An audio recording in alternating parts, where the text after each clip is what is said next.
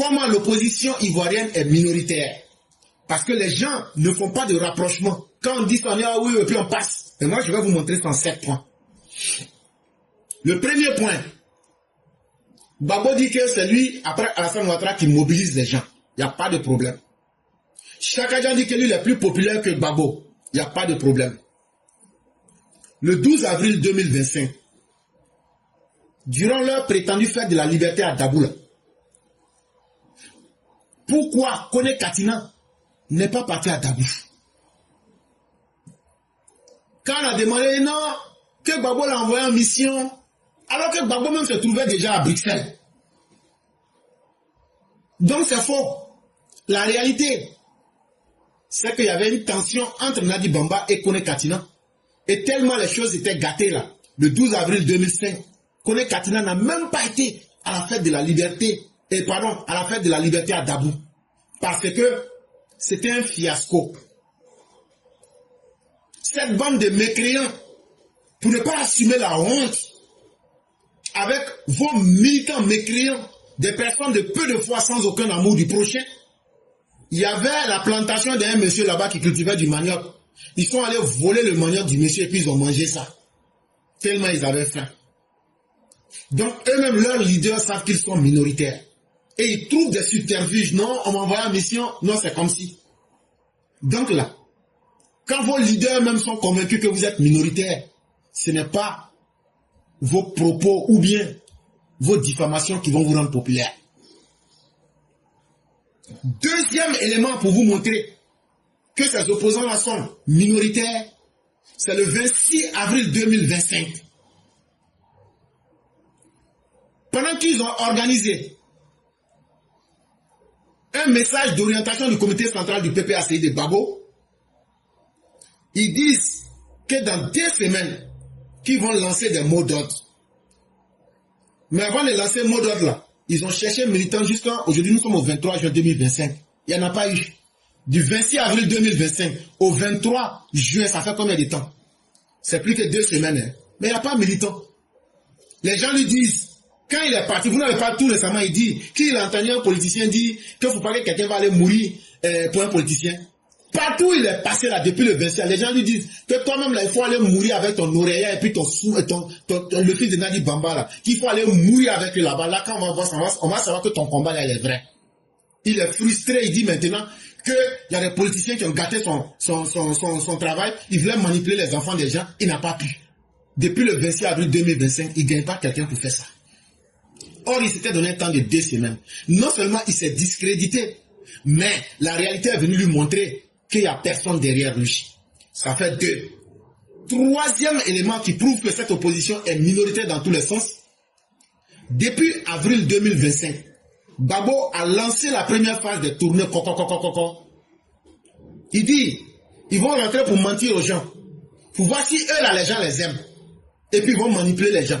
Depuis avril 2025, ils ont commencé. Mais le 2 mai là, ils sont partis au siège du PPACI à Cocody. Ils disent que vraiment, que l'opération Coco là, que c'est un échec. Qu'ils n'ont qu'à lancer une deuxième opération en changeant de stratégie. Que parce que les gens sont déçus d'eux. Et tout ce qu'ils expliquent aux gens là, les gens ne comprennent pas. C'est là-bas ils disent maintenant, comment on va faire? Est-ce qu'on ne va pas collecter des fonds? Qu'eux vont demander à leurs militants de leur donner de l'argent. Mais là encore, ça a été un échec. Parce que eux-mêmes, leur politique villageoise de dire que les gens ont faim là, c'est retourné contre eux-mêmes. Comment vous allez racketter des gens qui ont déjà faim, alors que vous êtes des milliardaires?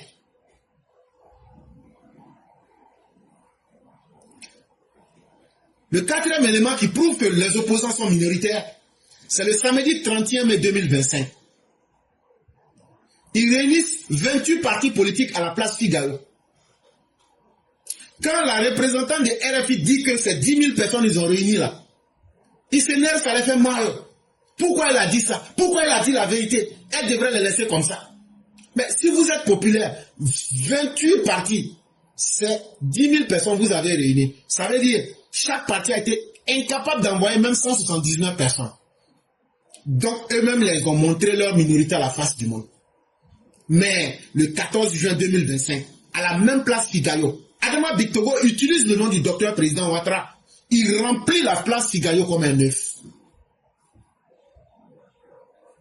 Le cinquième élément qui prouve que ses opposants sont minoritaires, c'est le 7 juin 2025 à Port-Bouet.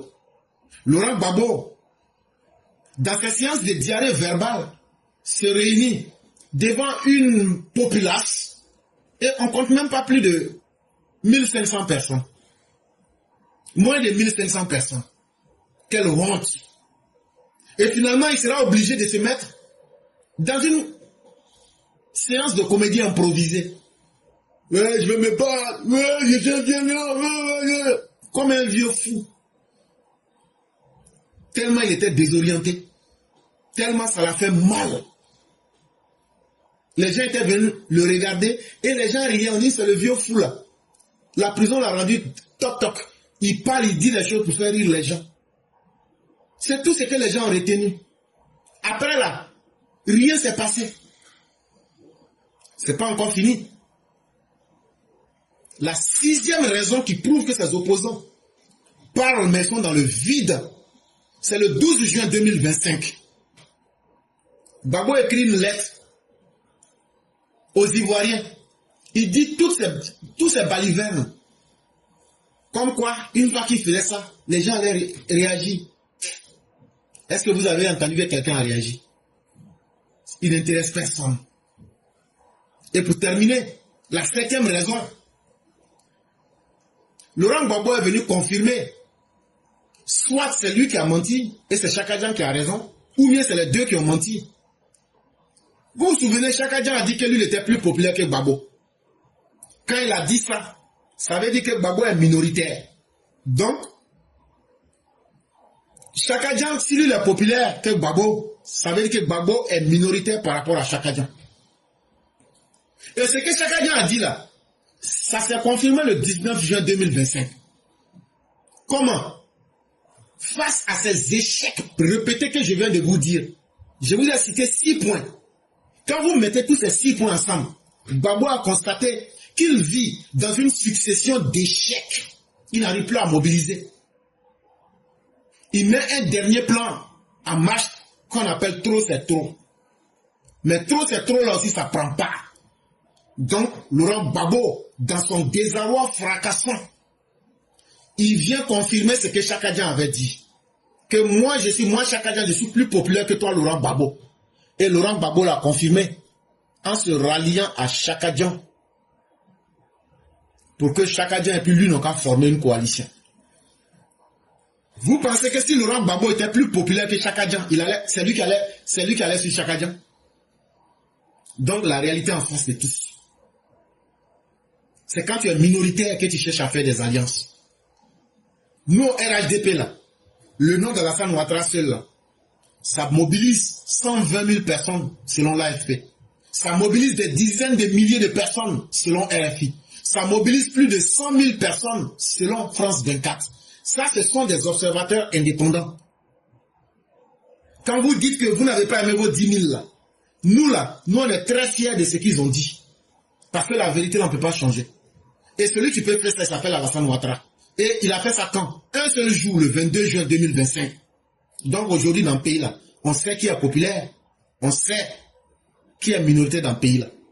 Et pour dire qu'en Côte d'Ivoire là, les Ivoiriens aujourd'hui soutiennent ce qui les arrange.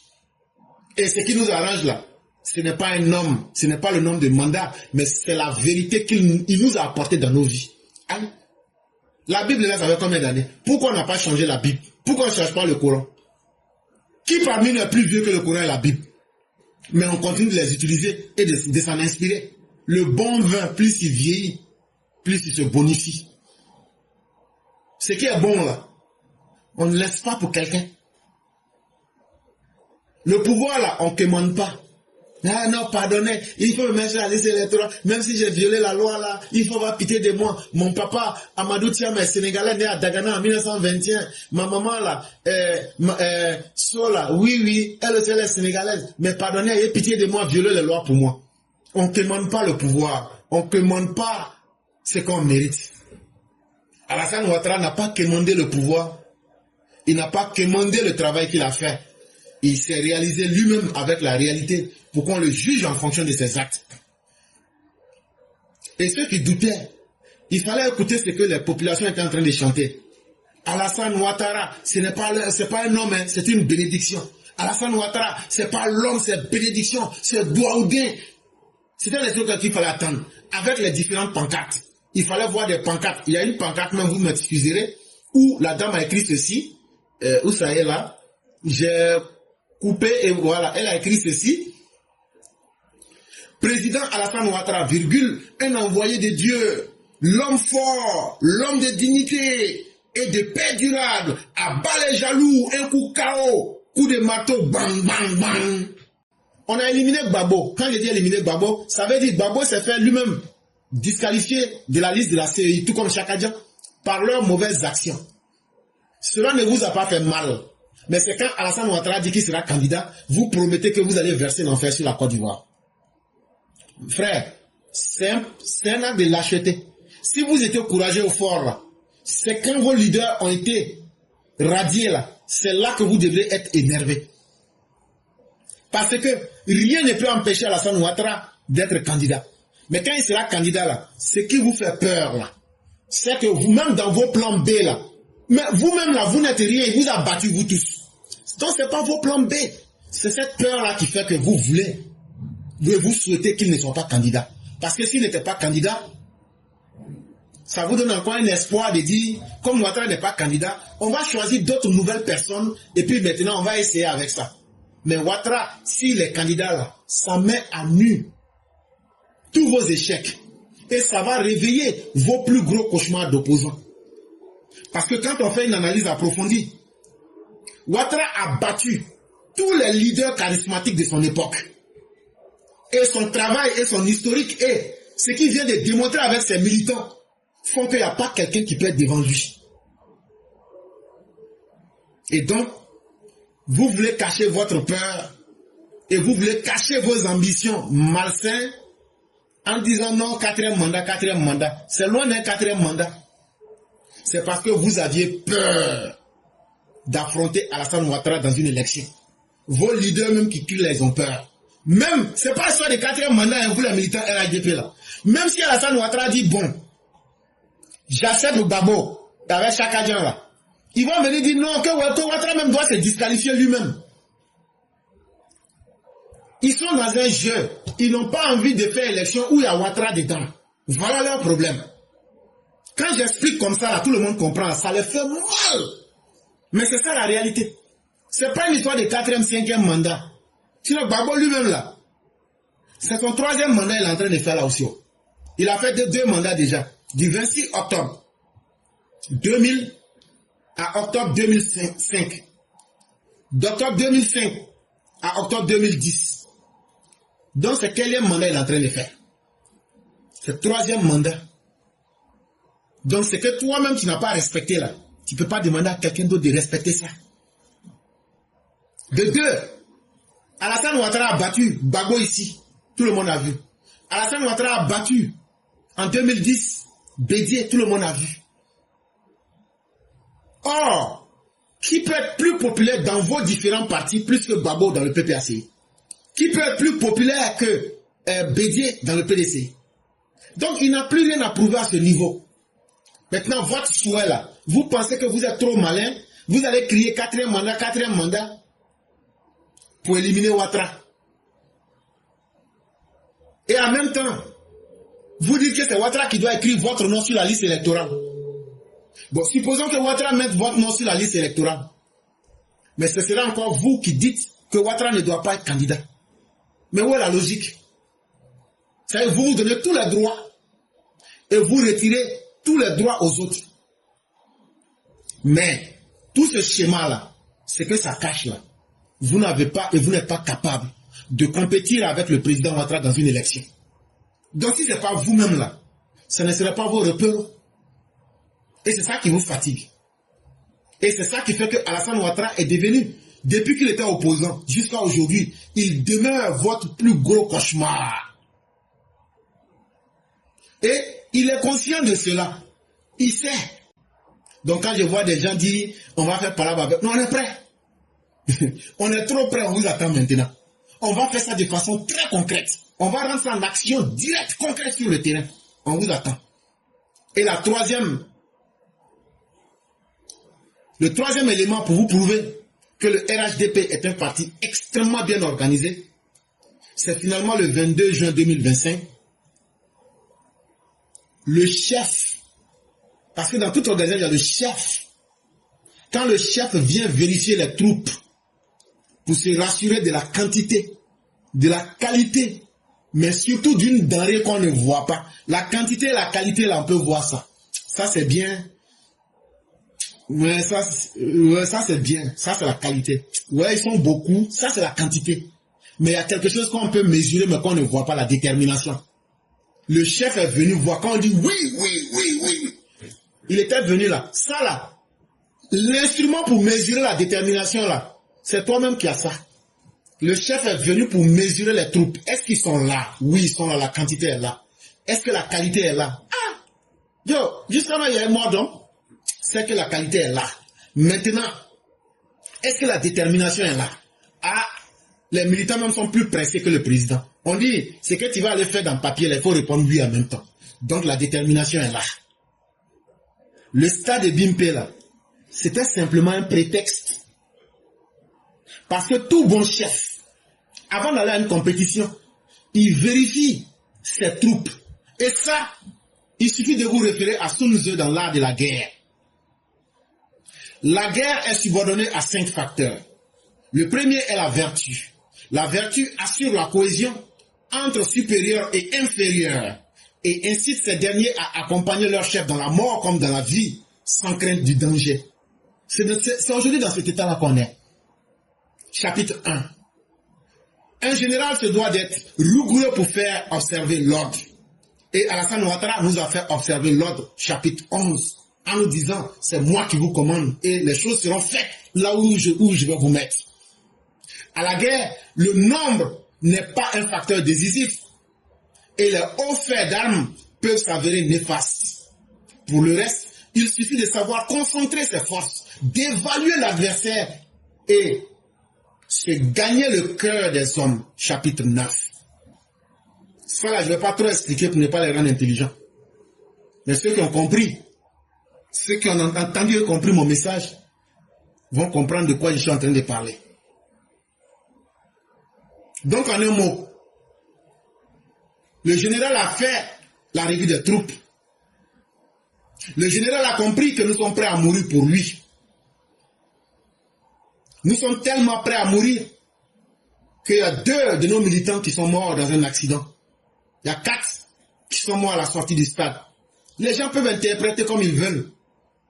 Mais si pour venir nous présenter au chef, nous avons accepté la mort, nous avons bravé la mort, et que ça c'était dans un événement de joie, alors là, chers adversaires, imaginez-vous le plaisir que nous aurons de mourir pour le chef le jour où vous allez nous dire que vous voulez qu'on se bagarre. Imaginez la détermination que nous aurons pour nous offrir à la mort quand nous et notre chef, nous serons menacés par les attaques que vous les opposants vous planifiez. Ne vous amusez pas. Ce que je vous dis là, je ne vous dis même pas encore je ne vous dis même pas les 1/20 de la réalité. Nous sommes encore bien plus organisés que vous ne pouviez l'imaginer. Et nous avons depuis 3 ans travaillé sur tous les scénarios possibles. Vous pouvez prendre ça comme menace, vous pouvez prendre ça comme avertissement, vous pouvez prendre ça comme vous voulez. Mais je vous dis ça. Depuis 3 ans, on a travaillé sur tous les scénarios possibles. Et le général maîtrise ses troupes.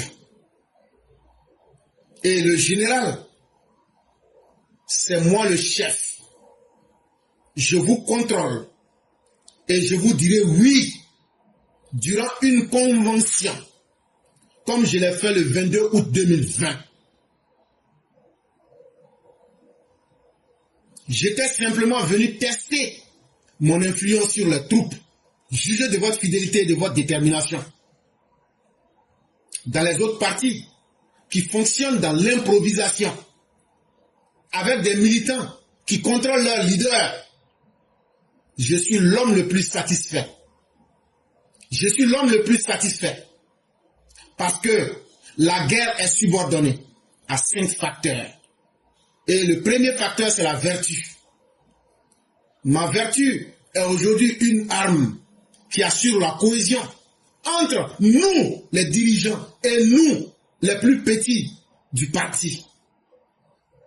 Et cela nous incite à accompagner le chef, même dans la mort comme dans la vie. Ce n'est plus le danger qui nous inquiète. Tout ce que nous demandons, comme tu l'as fait, c'est de te montrer toujours rigoureux pour faire observer l'ordre. Et tes ordres seront appliqués. À la vérité, ce n'est pas le nombre qui est le facteur qui détermine, ou même qui est le plus important, mais c'est ce que nous pouvons poser en action qui est le plus important. Pour le reste, nous saurons comment concentrer nos forces. Nous sommes prêts, parce que nous avons déjà évalué l'adversaire. Et tu as déjà gagné le cœur des hommes. Monsieur le Président, Docteur Général, tout ce que nous demandons à nos militants, je le répète et je le redis, tout ce que nous demandons à nos militants, quand nous parlons de militants, nous ne parlons pas d'ethnie, nous parlons des Ivoiriens lambda. Nous qui n'avons pas de famille qui sont des membres de la politique, nous qui n'avons pas de famille avec des fonctionnaires, c'est nous on doit aller chercher notre pain chaque jour. Si demain on dit c'est gâté là, après demain on ne pourra pas manger. C'est eux que moi j'appelle nos parents, c'est eux que j'appelle le peuple. Nous on n'a pas intérêt à ce que les gens viennent compliquer notre vie davantage. Ce que moi je vous demande, 2025 là, on ne peut pas faire la paix sans montrer à ceux qui veulent la violence que nous en avons marre de leurs attitudes. On n'attaquera personne. Nous ne serons pas dans la violence. Mais si on vous attaque, qu'est-ce que vous faites? Vous réagissez, vous vous défendez.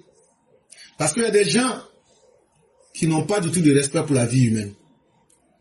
Au lieu de proposer un programme pour se condamner vis-à-vis des peuples, pour changer le destin des populations, eux, ils ont décidé qu'eux vont plutôt vous exterminer.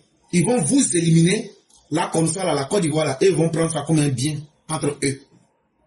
Et c'est eux qui disent de faire dialogue politique, parce que pour eux, la politique, là, ça doit être un jeu entre eux, un jeu d'arrangement entre eux, sur le dos et sur la tête des Ivoiriens. Voici ce que nous sommes en train de combattre.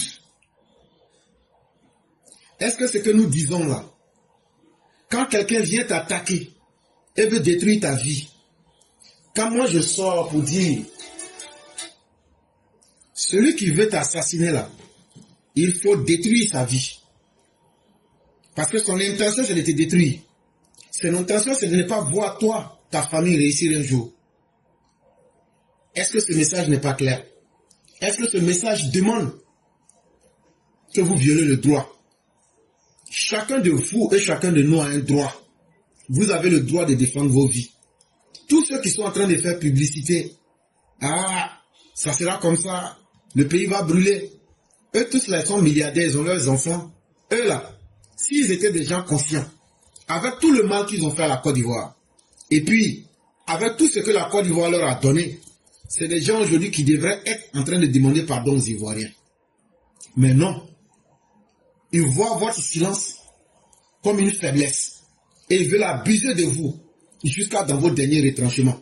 Ça veut dire avec les gens comme Babo, avec les gens comme les gens du PDCI, les fils des pauvres que nous sommes, nous on n'aura jamais de place à citer dans ce pays-là. Et à un certain moment, c'est ce que nous sommes en train de combattre aujourd'hui. Et c'est à cela que nous voulons mettre fin. Parce qu'eux, ils estiment que leurs intérêts là sont mieux que vous, vos vies, sont mieux que nous, nos vies. C'est ce combat-là que nous menons depuis 5 ans, depuis 2020. Nous n'allons pas changer, nous ne changerons pas.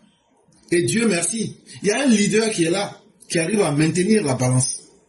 Mais est-ce que ce leader-là sera là éternellement? C'est ce qu'il vous promet. Le jour qu'Alassane Ouattara ne sera pas là. De la manière, lui, il arrive à nous contrôler aujourd'hui, à nous maîtriser.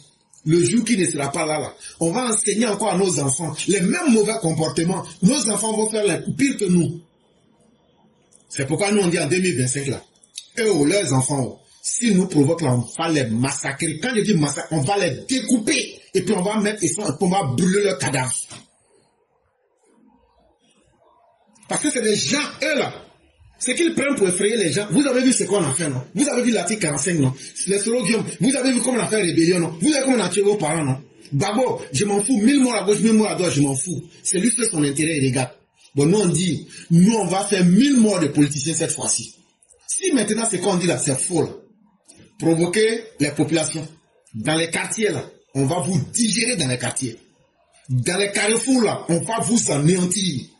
Sur les rues là, on va vous écraser. Et après, on va s'asseoir pour se regarder. La détermination est là. On vous a déjà démontré qu'on a ce qu'il faut. Nous avons les moyens de l'État. Nous avons le capital humain.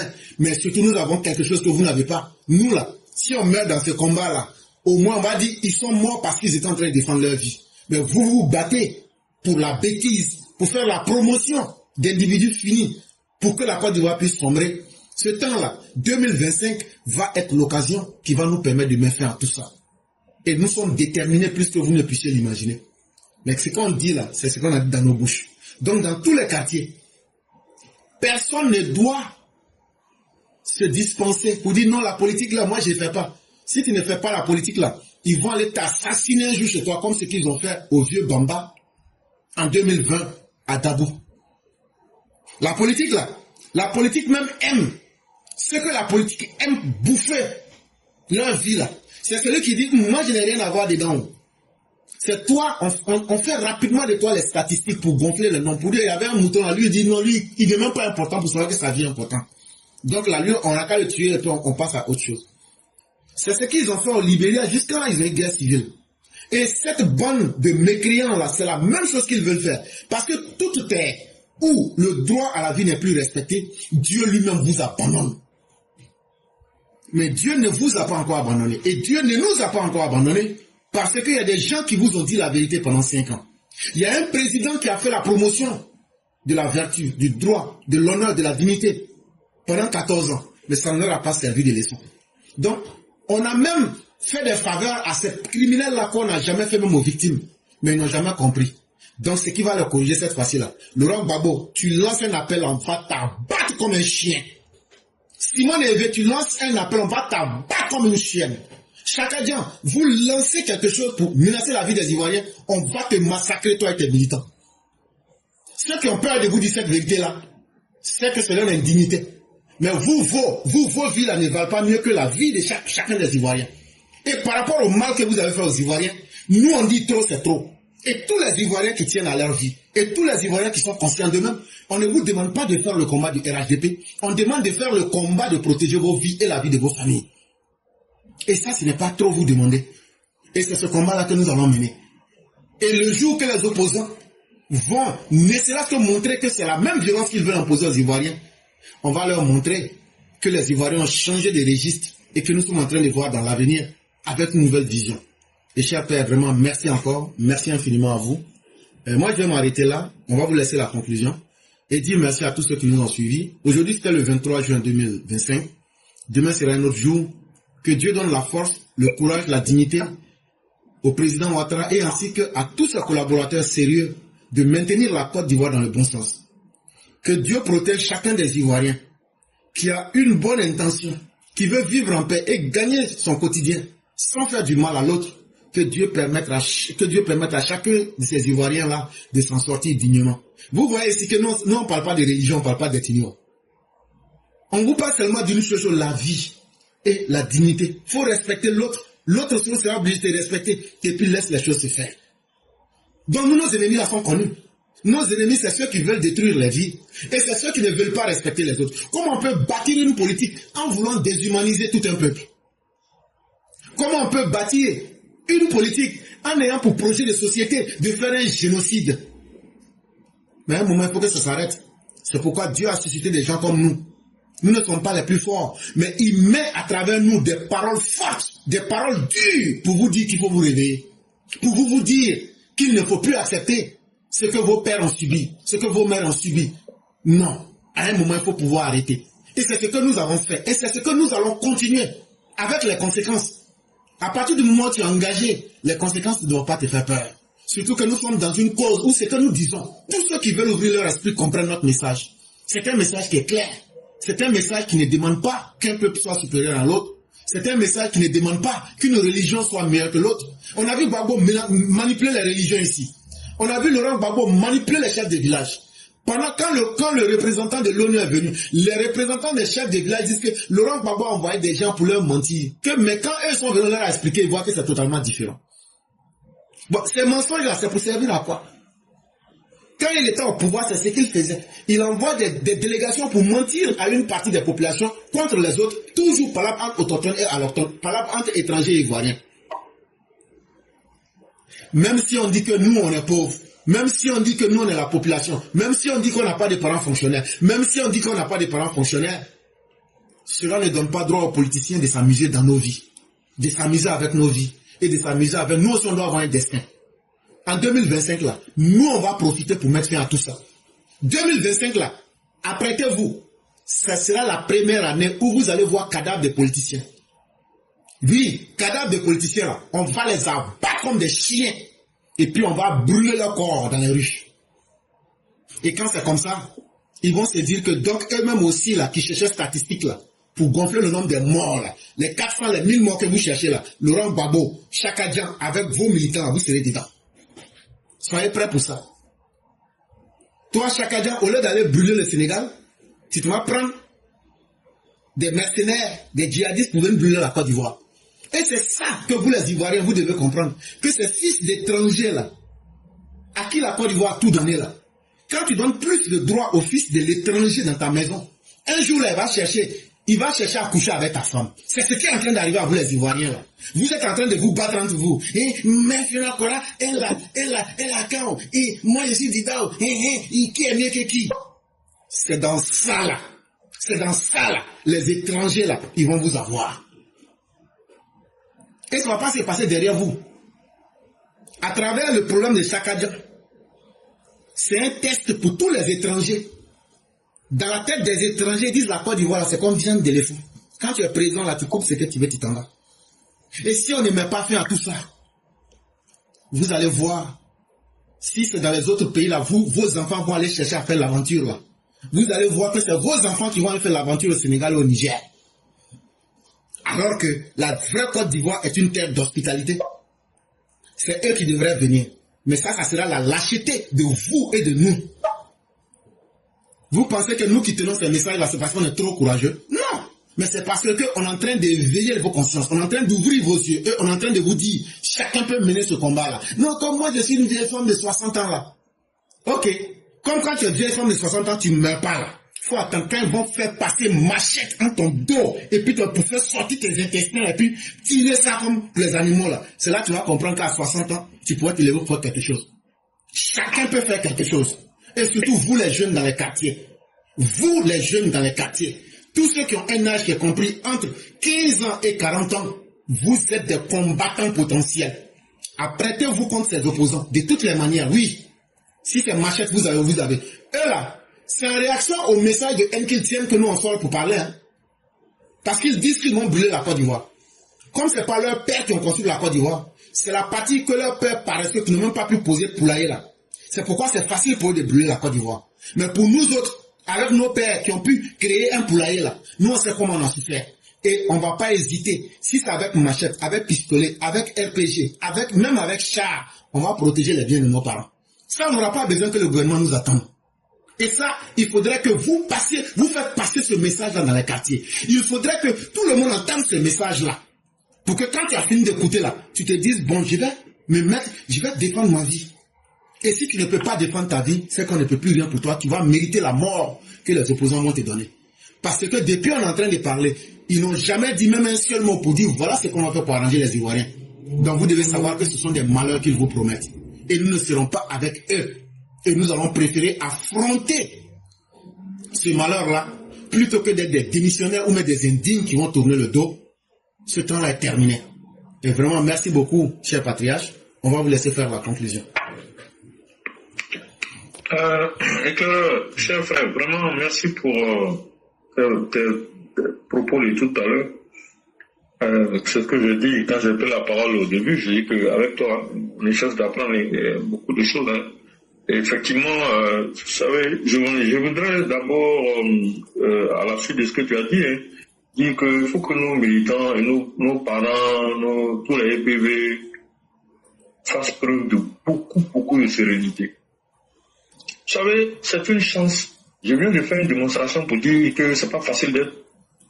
Ça n'a pas été facile pour les différents pouvoirs d'avoir eu le Prado comme opposant. Mais c'est pas facile pour l'opposition d'avoir Alassane Ouattara comme président, comme parti, comme homme du pouvoir. Donc, c'est une chance pour nous d'être des partisans du président Ouattara. Imaginez le gourmet que les gens ont eu hier. Et que le gourmet qu'ils ont jusqu'aujourd'hui, ça va continuer pendant longtemps. Ça va leur faire très mal. Nous, on est du bon côté. Et c'est nous où on panique. Quand tu entends certains de nos militants, de nos frères, de nos soeurs, même parmi les EPV, ces frères, on ne sait pas pourquoi.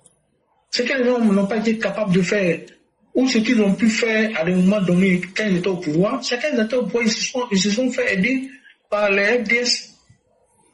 Mais aujourd'hui, ils ont perdu le pouvoir depuis 15 ans.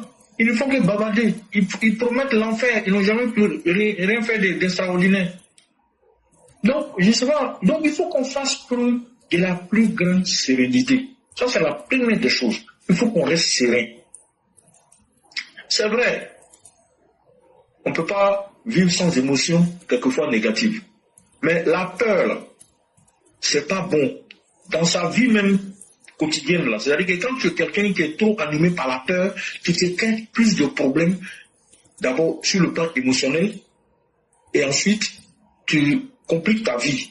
Souvent même, là où tu penses que l'affaire est arrivée, ça n'est pas arrivé là-bas. Donc la peur est mauvaise conseillère. C'est pourquoi je veux que chacun de nous cultive davantage ce que j'appelle la sérénité. Parce que tu as peur, si tu dois mourir, tu vas mourir. Tu n'as pas peur, si tu dois mourir, tu vas mourir. Donc pourquoi avoir peur? Mieux vaut garder sa sérénité. Parce qu'on a un président qui est serein devant n'importe quelle situation. Et nous sommes sur une plateforme où on ne vous enseigne pas, en tout cas à ma connaissance, Éclaireur n'enseigne pas la peur. Et je ne vois pas non plus quelqu'un qui montre que généralement ceux qui interviennent sur la plateforme, en général, n'enseignent pas non plus la peur. Donc on n'a pas à avoir peur. Jusqu'à un certain niveau, on peut avoir, oui, c'est un peu normal d'avoir un peu peur, mais on se ressaisit très rapidement. Et on se pose les bonnes questions. C'est important de se poser les bonnes questions. Quand je vois les gens aller s'arrêter sur les plateformes des opposants qui ne prônent que la violence, on va tuer les douleurs, on va faire ceci, cela. Si vous savez que vous avez peur, n'allez pas écouter les plateformes où les gens parlent de tuer les douleurs. Ça ne vous apporte rien. Que vous soyez douleur ou pas, n'allez pas écouter. Si vous savez que vous ne pouvez pas tenir émotionnellement, n'allez pas vous fatiguer. Perdre du temps. Et puis, se donner de l'attention pour rien. L'hypertension plutôt, pour rien. Donc, ça ne sert à rien d'aller écouter des choses qui ne vont rien vous enseigner. Vous apprenez suffisamment, on n'a pas dit de ne se connecter que sur la plateforme Éclaireur Pro-Vérité, mais allez-y sur des plateformes où vous pouvez apprendre des choses, où vous pouvez vous informer.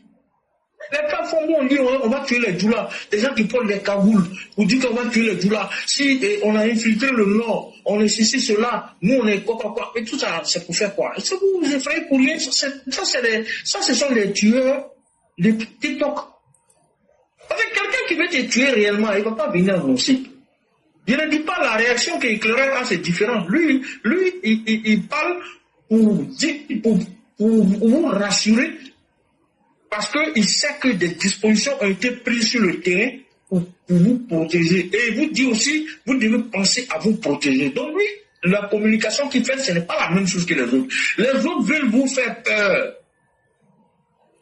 pour annihiler vos actions politiques en faveur du pouvoir. C'est tout.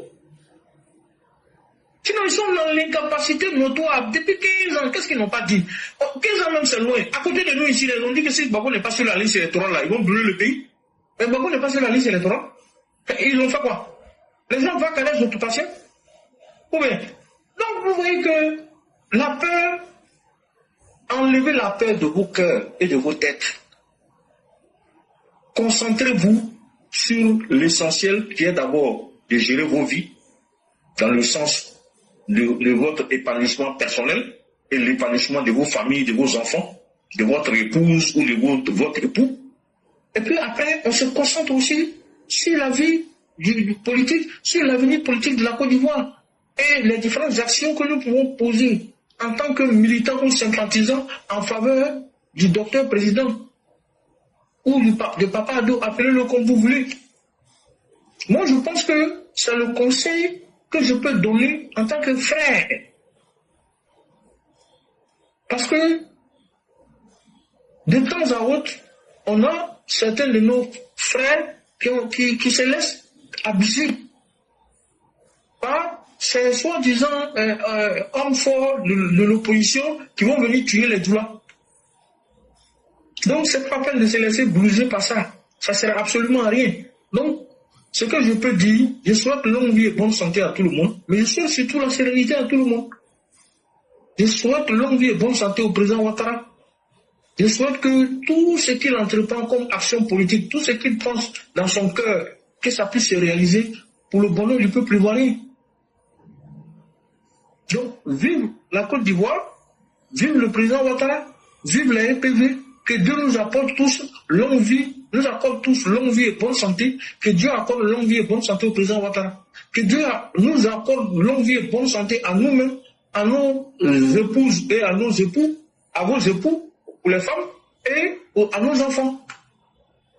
Que tout ce que nous pensons dans nos cœurs de positif pour nous-mêmes, pour nos conjoints, pour nos enfants, que Dieu les réalise de la meilleure des façons, afin que nous puissions avoir le bonheur que nous recherchons. Mais rappelez-vous, le bonheur, c'est un état d'esprit.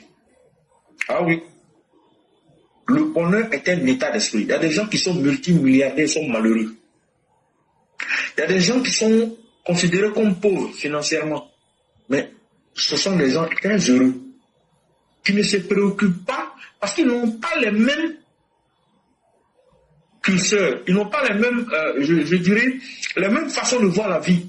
Donc, le bonheur, là, c'est un état d'esprit. Tu peux avoir 100 000 dans ta poche, et puis tu es plus heureux que quelqu'un qui a 1 million dans sa poche. Parce que lui qui a 1 million, là, il a un problème de 10 millions à régler. Toi qui as 100 000 dans ta poche, là, tu as un problème de 20 000 à régler. Donc, vous n'avez pas le même état d'esprit. Donc, toi, tu es contre. Parce que tu peux garder 80 000, mais lui, il a la recherche de 9 millions. Donc, vous voyez que le bonheur, c'est un état d'esprit. Ah oui. Donc, souvent, il ne faut pas envier les gens, parce que quand on est envieux, c'est une forme d'ignorance. Parce que tu ne connais pas la vie des gens, tu ne connais pas ce qu'ils vivent. Ah oui, tu peux le voir rouler dans une belle voiture, mais il est criblé de dettes. Il n'a peut-être pas d'enfants. Ou il a beaucoup d'enfants, mais ses enfants sont tous des délinquants. Parce qu'il ne leur a pas donné d'éducation. Comme il a les moyens, il a l'argent, il n'a pas appris aux enfants à se battre. Donc lui-même, il s'inquiète pour son avenir le jour quand il va mourir là. Qu'est-ce que les gens pourront gérer la fortune derrière lui? Donc vous voyez que le bonheur là, c'est un état d'esprit. Donc, soyons tous des gens heureux. Demain, le passé est passé. Laissez le passé au passé. Le présent, c'est le présent. Il faut vivre le présent intensément. Ne pas trop se préoccuper du passé, du futur. Parce que le futur n'est que le futur. Tu ne sais pas ce qui va se passer d'ici demain. Même si on se prépare, on pose des actes pour que ça donne certains résultats dans le futur. C'est important de noter ces choses-là et de se mettre dans la tête que c'est vrai, on construit demain à partir d'aujourd'hui. Donc, il faut poser les actes qu'il faut pour avoir les résultats escomptés. Fixez-vous des objectifs dans vos vies de tous les jours. Fixez-vous des objectifs dans l'année, des objectifs dans la semaine, dans le mois, dans le trimestre, dans le semestre et dans l'année. Si vous ne vous fixez pas des objectifs, ça va être compliqué de pouvoir atteindre certaines réalisations. Je le dis, ça c'est la vie personnelle maintenant que j'aborde, parce que c'est vrai, nous sommes des frères, on parle politique, mais on peut se dire certaines choses intéressantes qui se concernent nos vies personnelles. Fixez-vous des objectifs. Et les objectifs doivent être mesurables. C'est-à-dire que tu ne faut pas te fixer un objectif du genre, je veux acheter une belle voiture. Ça, ce n'est pas un objectif. Ah oui, ce n'est pas un objectif. Il va acheter une belle voiture, ça ne veut rien dire. Ça ne marchera pas. Si tu pries Dieu, il faut m'accorder une belle voiture, Dieu ne va pas écouter. Parce que ce genre de prière là, ça ne l'intéresse pas. Mais si tu dis, je veux m'acheter une Renault, je ne sais pas, un Mégane, qui vaut, supposons, 5 millions, tu commences à te fixer les objectifs. Parce que tu as déjà dit plus ou moins la marque. Donc, à peu près, même si ce n'est pas Renault Mégane, ça peut être une Toyota, et ainsi de suite. Mais quelque chose, déjà, tu as fixé un prix. C'est-à-dire que tu as budget 5 millions. Mais tu te dis, en fonction de ce que je gagne, il faut que dans 3 mois ou dans 6 mois, j'achète la voiture. Donc, qu'est-ce que je fais pour pouvoir acheter la voiture? Donc, vous voyez que c'est comme ça, on gère un état. Hein? C'est la même chose. Donc, tu as fixé un budget. Tu te donnes les moyens pour relier ce budget et tu te donnes à peu près le genre de voiture que tu veux acheter. Et à peu près dans le délai. Et en fonction de ce que tu gagnes, tu te fixes des délais réalistes. Et ça te permet d'organiser et de réaliser tes objectifs. Ce que je suis en train de dire là, par la grâce de Dieu, si Dieu nous le permet, on va essayer de voir avec Mère Sally et Pinette et autres, voir comment sur TikTok on peut aborder ce genre de choses personnelles pour le développement personnel, le mindset et comment se fixer les objectifs pour pouvoir avancer dans la vie. C'est que c'est juste la petite contribution qu'on va essayer d'apporter, de nous apporter à nous-mêmes entre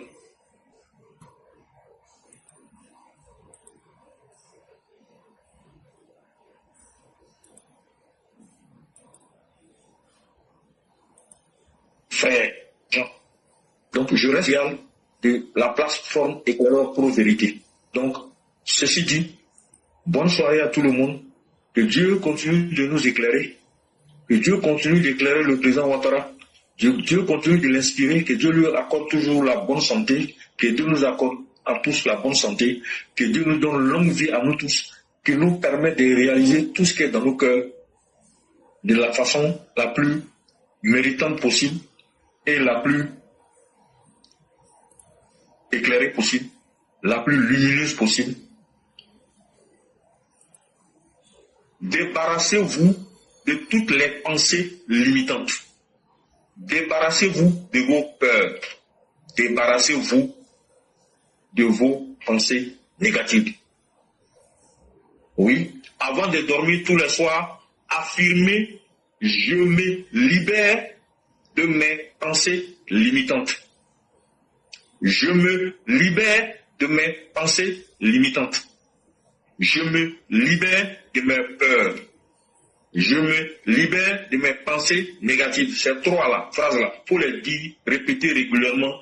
Et puis si Dieu vous fait grâce que vous arrivez à vous endormir, votre subconscient va enregistrer au bout de 7 jours. Si vous ne constatez pas de changements, au bout de 21 jours, vous allez peut-être constater les changements. Si vous avez moins de chance, au bout de 3 mois, vous devez commencer à constater des changements dans vos comportements. Vous allez voir que devant certaines situations, vous avez moins peur. Alors qu'avant, vous aviez très peur devant ce genre de situations. Je veux parler par exemple du manque d'argent. Quand vous allez manquer de l'argent, vous n'allez plus paniquer. Vous allez garder votre lucidité et vous allez chercher des solutions concrètes pour pouvoir régler le problème. S'il n'y a pas de solution, vous allez vous dire, bon, advienne que pourra. Souvent, les musulmans et les chrétiens disent que ta volonté soit faite et non la mienne. Que la volonté de Dieu soit faite et non la mienne. Donc, vous pouvez vous consoler avec ça. Éclaireur, bonne soirée à tout le monde. Merci beaucoup, chers frères, pour la disponibilité, ta disponibilité et la disponibilité de la plateforme. Merci beaucoup, frère. Merci aux EPD. Merci à tous. Excellente nuit à vous. Excellente nuit à chacun et à chacune. Et demain sera un autre jour. Inch'Allah.